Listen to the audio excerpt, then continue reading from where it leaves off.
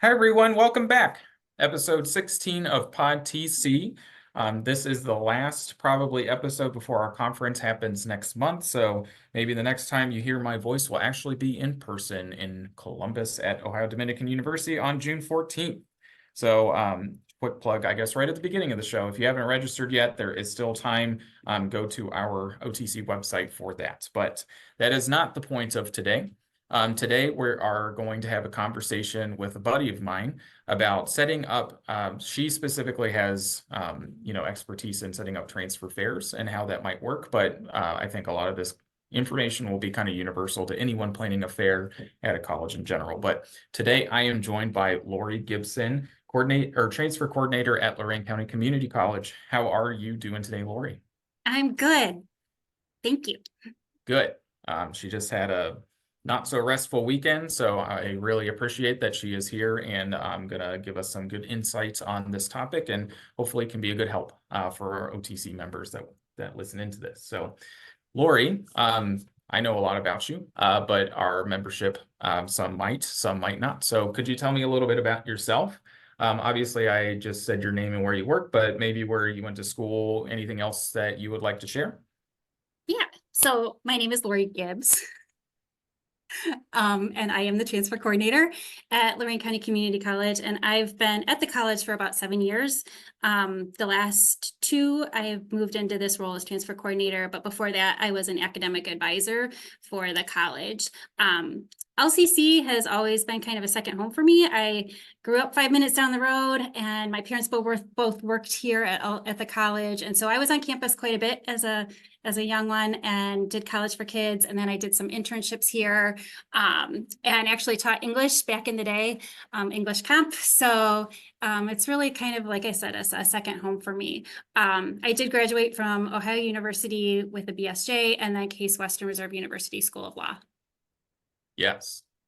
Someone has a JD on this call, and it is not me. So Lori's very intelligent.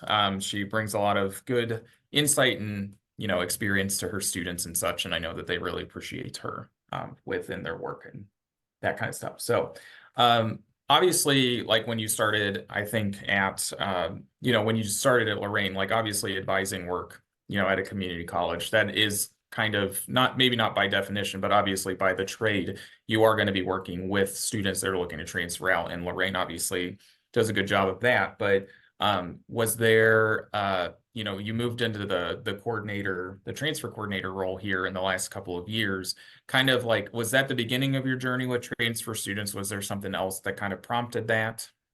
Really, I think I've always really enjoyed the transfer piece of working with students. So even when I first started advising, always a part of my conversations was to really encourage and talk about the opportunities to not just come here for a 2-year degree, but to really go on and to be aware of the opportunity for transfer and to know about the university partnership. And for our students here, that means, knowing that they didn't have to leave Lorain County to earn their degree. So really trying to make sure that they were aware of that opportunity and knowledgeable on it and planning for it.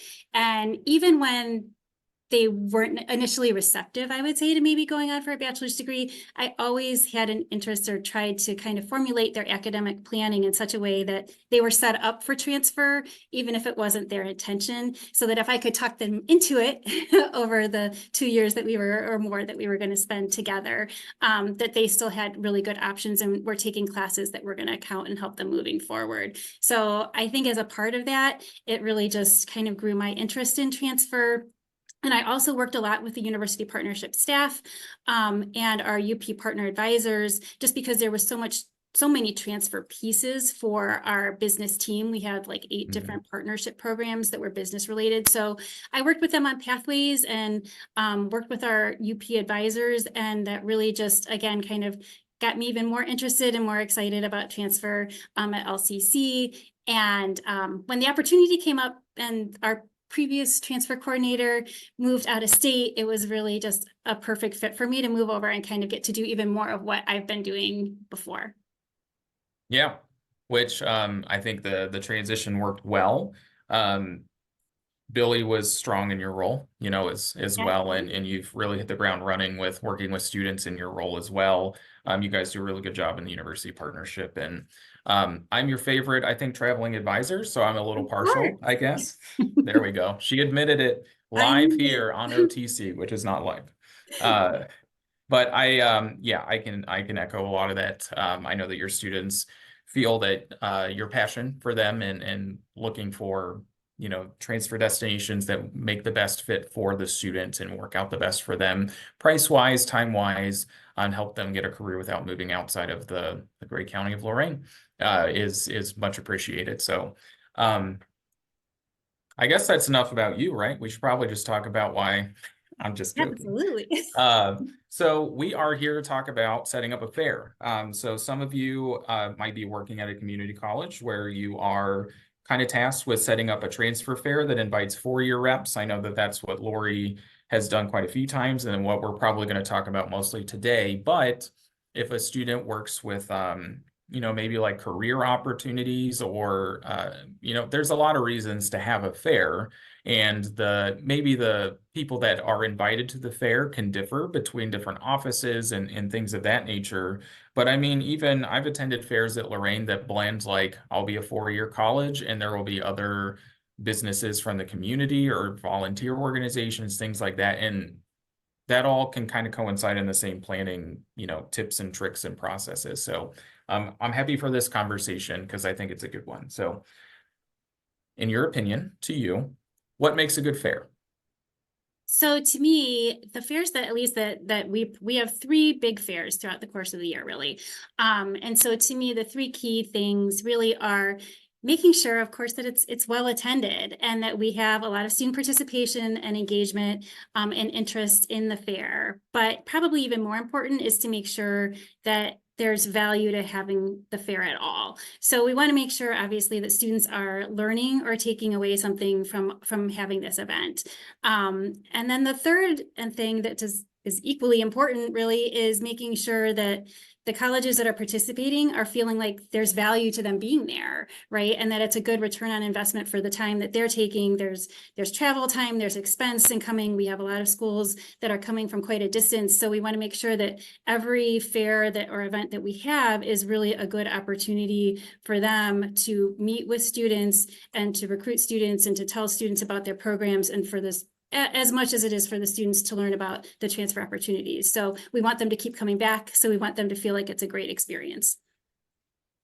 It's a great answer. And really, I think that you lead well with saying, like, is it worth it for the students? Maybe what time of day works best for students, and like, what location on campus is virtual a thing that student or people that should be thinking of. And I guess I don't even think that I wrote that on the list of questions, so maybe that would be a good follow-up question at some point. But also thinking of the people that take their time. And you're right, I think that as a four-year rep, I feel that when I come to one of your fairs, and I do appreciate being thought of in this whole process. Again, it is for the students, but also I don't have to travel all that far to Lorain, but I mean, I see people that drive from like 4 hours away maybe to get there, and making sure it's a good time of day to accommodate people leaving early in the morning and stuff. That's really nice of you as well.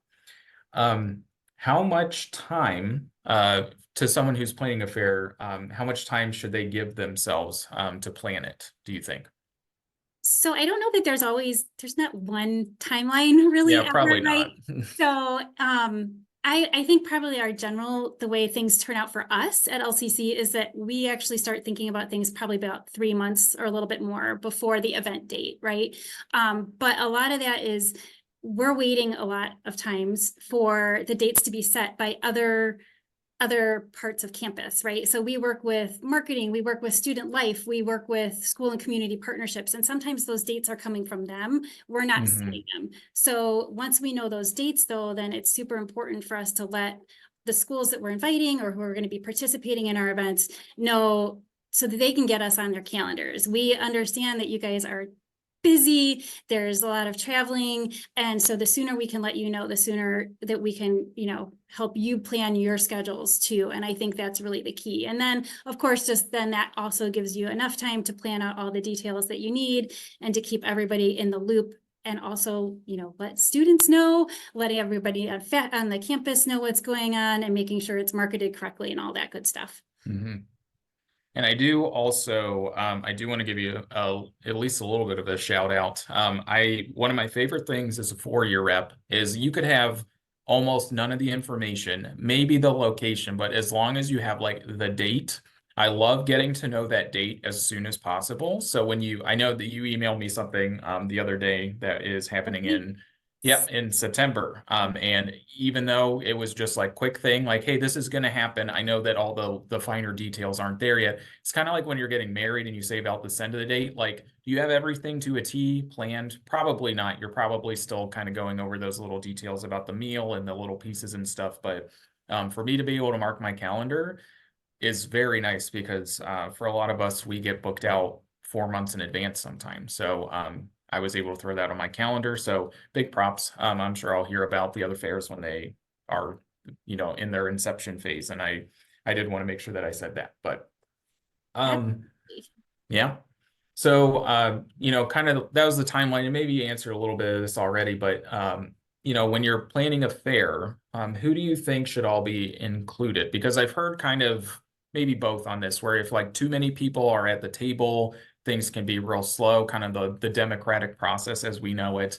If you're a one-person show, you could probably move at the speed that you want, but that's probably a lot to put on 1 or 2 people. So what do you think is a good balance on that?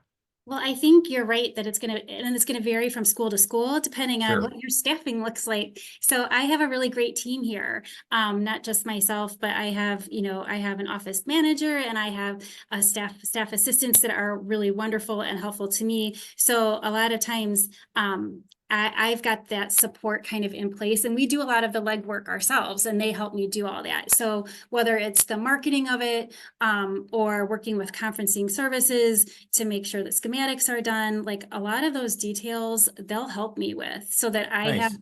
as much time to just continue meeting with students one-on-one as I am, but I have my hands in all of these events too. But so that's really fortunate for me. But we do work with marketing and our student life organizations and with our student senators, obviously, to help make sure that everybody's on the same page and know that these events are happening and that they're all getting the word out to students, and that the planning is all taking place as needed. Yeah, that's great. I think that a lot of this is probably going to depend on the institution and what that looks like for your office. So I would say if you are on a smaller team than Lori, or maybe it is just you planning an event, I know everyone is busy and such, but starting on at least the little details far in advance can probably give you, and it really depends on an institution as well, with like how long in advance can you book out spaces. Like for our events here at Kent State and like the Student Center, I know that our events team has to book things out like a year in advance sometimes, and it's crazy to think that far in advance. And I'm not saying that that's the same thing for everyone, but to get a good space for your event, just I don't think anyone thinks that they can just go in the week before and rent out the perfect space for whatever they need. But virtually that might be a little easier, but physical spacing, obviously that'll be something to keep in mind. So, and this is really, I think, maybe more on the student side than the attendee side, because you were kind of talking about like return on time invested in stuff for, in this case, a 4-year university representative to come to one of your transfer fairs. But what kind of incentives do you offer, like the attendees, students, or maybe even like the staff that are attending the program? So we've been working on kind of re-looking at what we can do to increase participation and get students more engaged. So this year, for example, at our fall picnic, we did invite mascots to come, and students really love that. So even if there weren't like a ton of them there, the few that were there, the students loved taking pictures, and it was challenging, but it was worth all the work put into it just to have that. And the students really, really like that. And so I think they're going to look forward to that in future years, like when we have the same event over, right?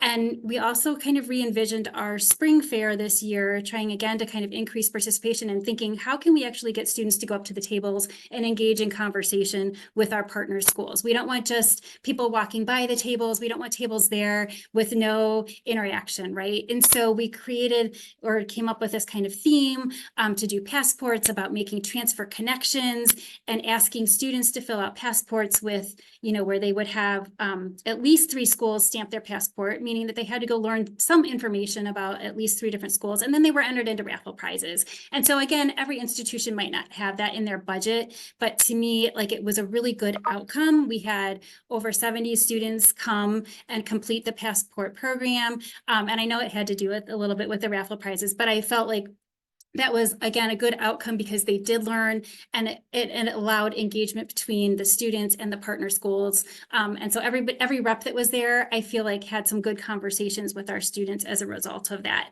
And so right now we're in the process of relooking at our fall transfer fair, which is even bigger just because we have so many schools there that day, but really trying to think of some creative ways. And we have some things in the hopper I'm not going to share yet, but some ways that we can get some more students to attend that event. Again, just because I want to make sure that the way it's set up, the physical setup and the schematic treats all the schools fairly in terms of making sure that students see all the schools that are there, that they're all visible, and that they all have these really great conversations, and to really try to increase the numbers of students that are there. And to, again, with the complete goal of always trying to make sure that students learn the importance of getting their bachelor's degree and of their opportunities to build on their community college education by going on for a bachelor's degree, and knowing that they have all those options out there for them. Yeah. And really, I know that, so, especially like the passport idea is always a great one, and it might not be a literal, like, it's fun because you're traveling around and there's a passport. So I get the, the coolness of that, but sometimes it can just be like a little sign sheet. So if you have at least money for printing off in your office or something like that, you can list off all the colleges in attendance, and if they talk to a rep, we can always just put a little initial next to our school, collect a few initials, and then kind of go for a prize that way. Some schools that, I don't know if it's just not in the budget or whatever, but I've been invited to fairs where they'll ask me to bring some sort of swag item. I work in a college of admissions office. We probably have a water bottle or a desk fan or a pennant or a t-shirt or something laying around. If we bring that kind of stuff, that could be a way to circumvent, the upfront cost of maybe some of those prizes to give away. So there's usually some creative ways, especially if money's tight, to still offer kind of some things to entice students, as long as they know that there's something that's given away. I think that, they're always down for something like that. I will say, and this is probably for students and for the people in attendance, I think the easiest way to entice people to show up to things is to having food. So I know that, again, food is expensive, especially when you have to order a lot of it. So I don't want to short sell that, but I think as a 4-year rep, it always makes the day for us, especially traveling around, easier, just because a lot of times we're giving up our lunch breaks for an event like, if it's a transfer fair and it's 10 to 2, 11 to 2, 11 to 1, whatever, that's right down, usually maybe we're eating lunch. So we can pack, we will. So don't think that that's like you have to have it kind of a thing. But sometimes a warm lunch is nicer than eating a lukewarm one out of a lunchbox in front of a room full of, students. So that's just, yeah. And I feel it's just a thank you for all the colleges that participate to come up, and they are spending their time. And so it is just a nice thank you. We try to leave some swag sometimes too, for participating schools. That's LCC University Partnership swag, as well as those meal cards, just to make sure that your day goes as well as it can. And sometimes, like this time, we even had some coffee and things like that between or before our event too, just again to kind of try to make sure that you guys could get in and get set up, but still have what you need to get through the afternoon. Yeah, I am not a coffee drinker, but I think it's always a nice touch when it's around for people. And if I was really in a pinch, I would drink it probably. But so I guess just for, you've been a veteran at this, I think at this point, I think we can call you one. And I know some other people are as well. But a lot of people might be new in their position, or maybe they're going to be tasked with planning a fair and they may have never had to do it. So is there any specific advice that you can offer someone who is planning a fair for the first time?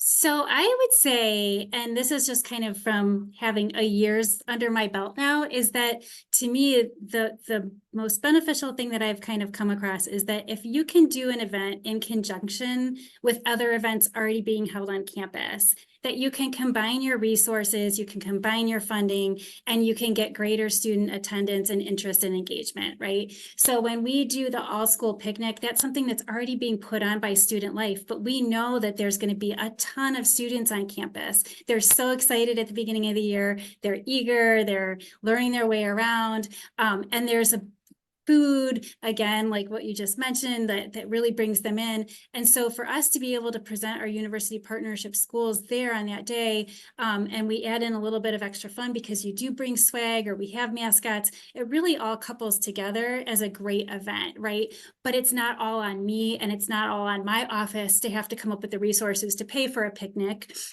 or to set up the band or have the music in place. So it's really combining those efforts. And so to me, that's what I've been looking for in terms of our fairs are, where can we partner with other things that are, other offices on campus that are holding events, or our Student Life and our, things like that, so that we really can, again, bring in the greatest number of students, which offers participating college then access to the numbers that they want, and provides value to everybody. Yeah, that's a great answer. I think that probably a lot of people in the higher ed landscape is especially currently, I cannot talk today, probably need to think of ways to kind of double up efforts and try to save money with those certain things. So maybe not combining two events that don't make any sense together, but you did that welcome picnic last year, and I talked to a lot of students, just they didn't even know I was going to be there, but they thought, hey, I have a hot dog in one hand. I might as well go and talk to these people about maybe my career, or my college choice after I'm done at Lorain. So I thought that was a nice touch as well. Also, outside events don't happen often during the year because it's usually not nice out. And at the beginning of September, it's still very nice out at the beginning of the school year. So kind of fun. Trying not to let your materials blow away. So I'll probably bring some paperweights this upcoming year. Yeah. Well, I would say that in addition to making sure that you give your participants as much advance notice as possible so that they can get on the calendar and so that you have time to do all the details, to make sure, I learned this one, make sure what your participating colleges need in terms of technology. Do they need electricity? And do you have that set up properly so that they can stay plugged in while they're on campus, or show students their web pages, or connect with, and answer and show things that way too. And also to make sure that students are aware that the event is going on campus, to make sure it's really marketed well. Yeah. So it's great that students get surprised by these things sometimes, but making sure that there are flyers all over your campus, making sure that your staff, your academic advisors know that the event is happening so that they can talk about it with students, and making sure that faculty are aware of the fact that it's going on campus so that they can come down and say hi and engage with the partner schools too. And making sure that whatever you do is done early and timely and not just a day or two before, because from a student perspective, a lot of us have online students, so you can't just expect that they're going to show up on campus without some advance notice. And even the ones that are on campus, they might only be here typically certain days. So you want to make sure that they know enough in advance too, that they can make a plan or change, whatever needs to be done in their daily schedule so that they can come as well. Yeah, that's a great point. And I think that a lot of that mirrors, like if you are, I think we alluded to it a little bit earlier, but it is 2024. Some of our events happen obviously online. Maybe it's not a fair, maybe it is. But I think that a lot of these, we were kind of talking earlier, like obviously you don't need to book space, for an online event, super far in advance, because in theory you have access to as many virtual spaces as you want, depending on your technology at your institution at least. But for virtual events, even not throwing them together pretty late, and just making sure that students know that they're going on, whether that be like if they are for online students, maybe emails or other ways, social media, other we use Canvas here at Kent State, but like plugging it in their online student portal in some way, bulletin boards, whatever, is a nice touch to make sure that those students know that it's going on, because I guess one of the hurdles too, like if you're planning a virtual event, students don't stumble, like they're not walking through the student center and then they just stumble upon events and say like, oh yeah, that would be great for me. You have to be very specific with those students and making sure that that room is available to them. So I think that a lot of transfer fairs do happen in person, and maybe like the biggest hurdles are probably going to be planning an in-person event. But I think that some of that would echo if you are planning a virtual fair or other sort of virtual event. I would say that that's good advice as well. Okay, is there anything else that you would like to add that you think that I left out? Nope. We covered a lot. I think that's a good answer. You planned some really good events, and I think that I would assume that's probably most of the back end stuff. So if the general public at this point are looking to plan a fair, I think that a lot of the advice given today could be a really good starting place, at least for you, especially if you are new in your role, or maybe there's not someone on campus that has kind of done this for you before, just to know that, there's other people maybe at other institutions, and their formulas could work for you. So I do want to thank Laurie quite a bit for coming and doing this with me today. I do appreciate Laurie. I also I plugged it right at the beginning, but we do have a conference coming up, and it's, just by the time that this comes out, probably about a month away. So June 14th, we will have our conference at Ohio Dominican University. Registration is open on our website. There will be a social the night before, June 13th. Did I say January earlier? I'm so confused today.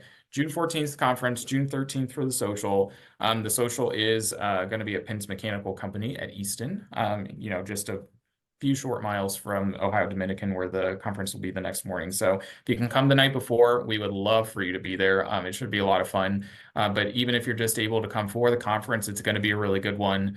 We have a great we have a great keynote speaker, and then we have a lot of cool other things going on. So we really hope that you can come. But other than that, we're going to sign off for today. Thanks, everyone.